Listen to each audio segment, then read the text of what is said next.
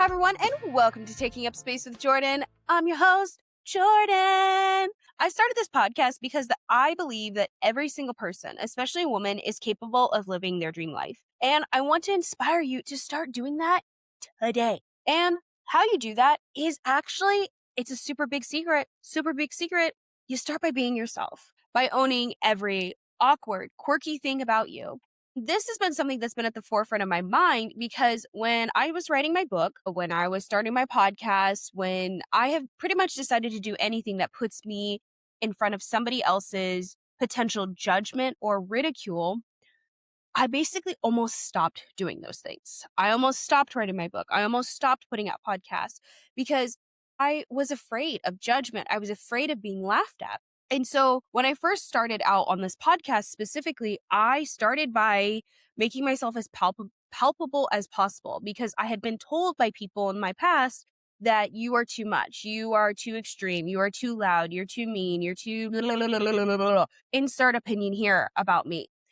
And I was scared to put my face out there. And my brand had nothing to do with me. It wasn't even my favorite colors. And then I slowly started gaining my confidence. And I started doing this outside of the podcast. This was more me in my real life, figuring out who I wanted to be. And when I did that, I started finding my voice and realizing that the thing that made me happiest, made me the most comfortable, was when I was actually being myself. And I stopped trying to be someone that people might find more likable. And I stopped editing myself. So I want to inspire y'all to do that today. So let's get into it. But first, a moment of joy.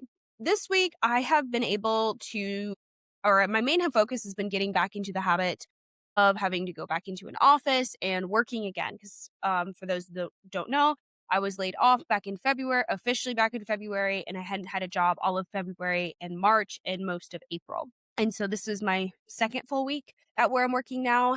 And I have 2 days at home, which is not bad at all for me, especially with my ADHD. It's really good for me to go into the office. But I decided, though, on my work from home days that I was going to have slower mornings. And I was going to make sure that I went out and did some movement that wasn't with my dogs. And for me, that has been, having pancakes on my balcony with a little cup of orange juice, and has been just enjoying getting back into running.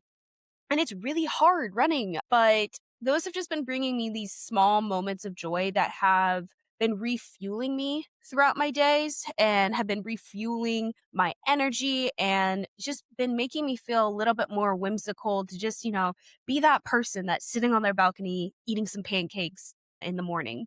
And that's just been fun. So, anyways, back to the podcast. So if you're like me, you might think that you don't have anything that makes you unique.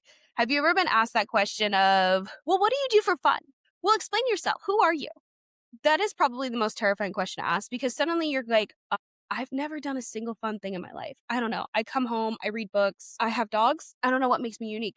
And honestly, it's something that you should practice. It's something that you should think about discovering because I blame the internet for us having this moment of like, I don't have anything that makes me unique. And the internet is kind of basically shows that like none of us have had a unique experience, or our lives have not been as unique as we might think. And that's okay. That doesn't necessarily mean that something doesn't make you unique just because one other person or 10 other people or even thousands of other people have experienced it as well. And I think the bigger thing is it doesn't mean that you shouldn't embrace the things that make you quirky. So I want you to think about what are the things you naturally do throughout your day. Maybe you hum every time you're doing something without realizing it. Maybe you have to have the same spoons in the exact same spot. Or maybe you sing every time someone says a word that reminds you of a song. Whatever it is, those are quirks. Those are things that make you unique. And chances are you might have made them quieter over time because someone has said something at some point in time that made you think that you were weird. And I know I did. I was told a lot of the times when I was growing up that I needed to be softer, more gentle, especially by my ex-father figure. He loved to try and tell me that no one was ever gonna ever appreciate me if I didn't learn to control my attitude. Bitch, get out of here. And for a really long time, those words did play over and over in my head.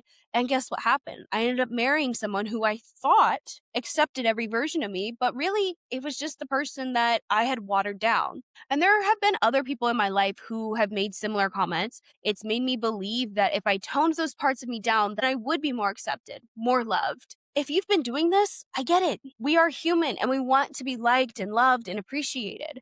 But where we get things wrong is thinking that we have to make ourselves smaller, that we have to earn that acceptance, when in fact, we do not. Our quirks are what make us all unique and different. They make up our personalities and our identity. And what you'll start to notice is that you probably never made a distinct conscious effort to make yourself smaller. You most likely learned it from your friends, your work environments, your family dynamics. Humans are adaptable. When our survival instincts kick in, we change and adapt to suit the environment that we are in. My favorite example of this is when you hear your friend's work voice. We all have one, the super professional one. Maybe it's more cheerful or maybe it's a deeper tone, but it's fake as shit and not your friend's normal voice. So think about the times when you make yourself smaller or more palpable to other people. Is it because you're worried about being labeled as too much or too sensitive or too loud? Because I've been labeled mean and loud my whole goddamn life. Mean because of my honesty and directness. Loud because if I didn't like something, I made it clear. But let me use some words for you, some different ones. She has boundaries. She communicates clearly. I think of my old labels as just bad marketing. When a celebrity has a stylist that just isn't working for them and then they find a new one and suddenly the clothing looks better on them, the media is calling them stunning and gorgeous. Sometimes letting go of the beliefs that others have about you is as simple as changing the verbiage surrounding how they describe you for yourself. And if that is not enough to convince you, then this should be. When you hide your quirks, it's not just that you are hiding the things that make you unique and special. You are also hiding from your experiences in life. When we hide all the special talents and the things that make us fun, we end up in spaces where people only know the edited versions of you, which is mentally and spiritually exhausting. I don't hide who I am. Not at work, not at home, and especially not at home in my own space, and not with the people that don't even know me. It doesn't mean that everyone is getting a free pass to who I am and everything that makes me special, but I am not making myself smaller to make others more comfortable. And that's the difference. I don't soften my laugh. I don't hide from the things that are uncomfortable, but this took time. And I want to be so clear about this. I only realized that I was making myself smaller, making myself softer for other people because of the huge disconnect that I was facing for the majority of my life. I at one point had the things that make your life supposedly good. I had the husband, I had the house, I had, the 2 dogs, the picket fence. I had all of those things, but I couldn't feel the good in them. I couldn't feel the full extent of the joy and the happiness because I wasn't truly myself. In all transparency, I don't think I had been that person in years. I couldn't explain why I felt this disconnect though. I remember being upset in therapy because I didn't have the words, and it took 5 years of therapy for me to realize that it's because I was hiding me and I had no idea who me even was until I started embracing the things that made me special, that made me understand me. And this was about getting curious more about myself. When you start to embrace your quirks, you'll start to notice something spectacular. The right people, they don't and won't connect with the filtered version of you. They're going to turn and look at you when you use that fake voice and go, bitch, you have got to be kidding me. Because they know who you are and they don't want the fake you. When we stop filtering ourselves and just embrace the things that make us fucking weird, you find your people. This applies to all areas of your life, your friendships, your romantic partnerships, even your family members. The ones that don't fuck with you are not the ones who you want to be around anyway. When someone says, I'm weird or I'm too much, I take that as a sign that I'm doing something right because I spent the time getting curious about the things that made me too much, made me weird. Curiosity plays a huge role in getting connected with yourself again. When you start to feel or hear yourself saying, you shouldn't have said that joke, ask yourself why. Why shouldn't you have said that joke? Was it inappropriate? Maybe. Okay. We acknowledge that, we learn, and we move on. But are you telling yourself that you shouldn't have said that joke because people looked at you weird?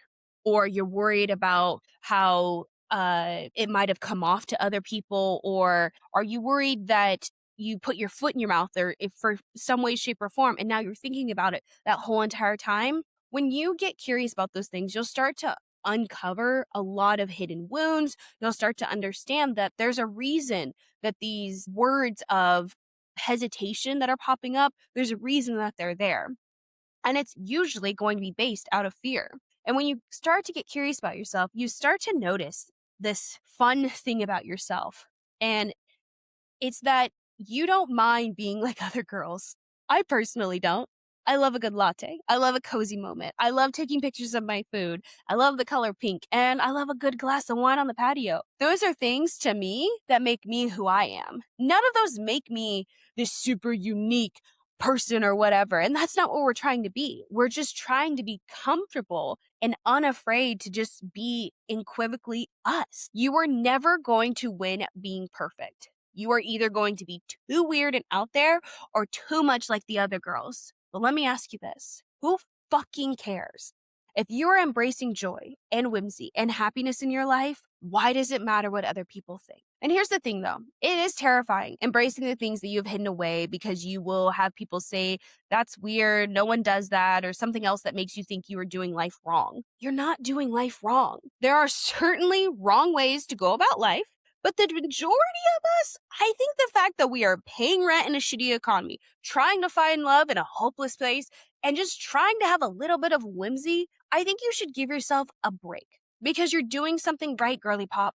But realistically, there are a few things to start doing to really embrace those quirks. And the first one is notice it. Start by noticing when you are filtering yourself. Let that little weirdo out, but do it slowly in a way that makes you feel comfortable, not other people, but you. So give yourself one moment to embrace that little weirdo inside of you every day.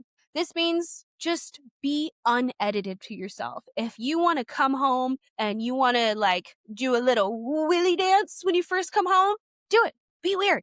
Who cares? No one's watching you. Just let that little weirdo out. All those labels in your head that you have about yourself, you didn't create them.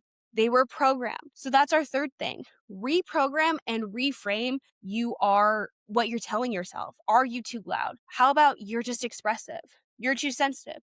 How about you love your intuition? You are too much. How about I express myself in a big way? Test the real version of you with the people that feel safe. When we become more comfortable with the people around us, when we start to get more comfortable with showing this version of us that's the true and real one, you're going to see the people that encourage you. They've been waiting for this version of you to come to fruition, and they want to meet this version of you. And I think that's what I want to leave you with today. You don't need to become a different person to build a life that feels good. You don't need to be more polished, more chill, more put together, more like somebody else. You need to stop abandoning the parts of you that already exist. Because those little quirks, the things that you've been trying to quiet down or hide, those are the things that make your life feel like yours. They are the things that bring color into your day. They are the things that make people connect to you. They are the things that are going to make you memorable. And the right people, they're not looking for the most perfect put together version of you. They're looking for the real one. So this week, I want you to try something. Let one thing about you go unedited. One laugh, one opinion, one habit, one random little quirk. Let it exist without apologizing for it. Because the more you do that, the closer you get to a life that actually feels aligned. And this is how you start building your dream life. If you love this episode, make sure to follow and share it with a friend who needs this reminder. And as always, if you could, I would super appreciate it. Go check out my book. I recently wrote a little romance. I'm very proud of it. I'm very excited for it. It's been out by the time this episode comes out, it will have been out for a little over a week. You can purchase it on Amazon as well as on my website. A few other websites are going to be coming up soon for you to be able to purchase it. I'm very proud of this book. It talks a lot about basically a woman kind of stepping into her life fully and truly and embracing all of the ghosts from her past and facing the idea that maybe there could be possibility and hope and love in her life. So go ahead and check it out. Kisses.